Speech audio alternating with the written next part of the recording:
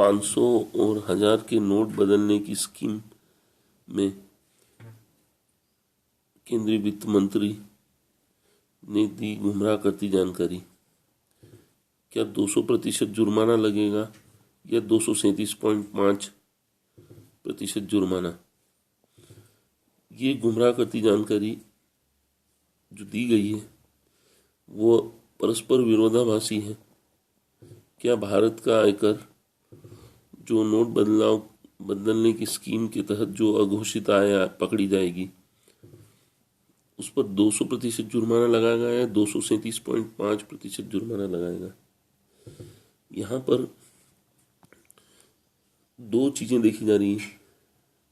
काले धन की घोषणा स्कीम में रियायत है और अघोषणा पर हिकारत। काले धन की अघोषित आय पर घोषित आय से 37 गुना अधिक जुर्माना क्यों?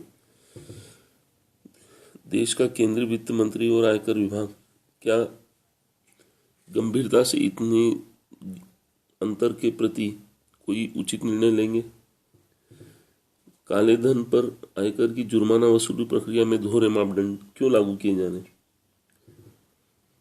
काले धन में रिएक्शन पहले और एक्शन बाद में केंद्र सरकार द्वारा किया गया। काले धन में रिएक्शन पर 45% टैक्स है और एक्शन पर 237.5% जुर्माना है।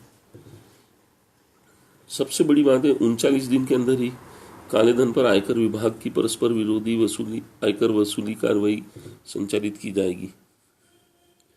काले धन की घोषित आय स्कीम पर टैक्स और नोट बदलाव स्कीम में अघोषित आय पर 237.5% जुर्माना।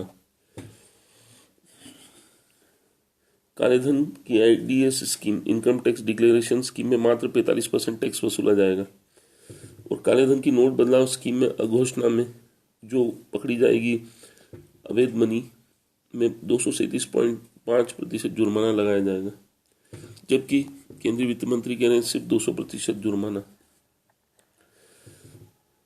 काले धन की नोट बदलाव स्कीम में जो अघोषित आय होगी उस पर 237.5 जुर्माना लगेगा, ना कि टैक्स। देश में काले धन उजागर करने के लिए संचालित IDS scheme income tax declaration scheme में इंडियन फाइनेंस एक्ट 2016 की धारा 184 और 185 में घोषित की गई घोषित आय पर मात्र 45% टैक्स वसूला गया। IDS स्कीम में घोषणा की गई अघोषित आय पर 45% टैक्स के अंदर 7.5% जुर्माना समाहित है।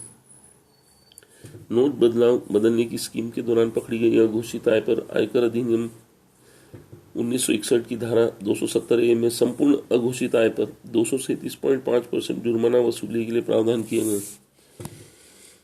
यहाँ पर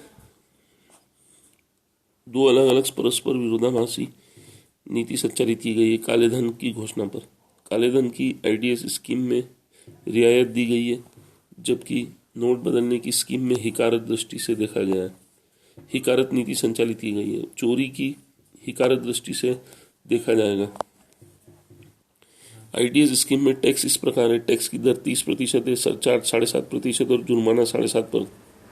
तो कुल मिलाकर IDS स्कीम में टैक्स 45% वसूला जाएगा, जबकि नोट बदलने की स्कीम में टोटल जुर्माना वसूला जाएगा। टैक्स रहेगा 30%, सरचार्ज रहेगा 7.5% और जुर्माना रहेगा 200%। इस प्रकार कुल जुर्माना 237.5 रहेगा, जबकि केंद्रीय वित्त मंत्री का कहना है कि टैक्स मात्र 200%, जो जुर्माना है वो मात्र 237.200% रहेगा। क्यों गुमराह किया जा रहा है?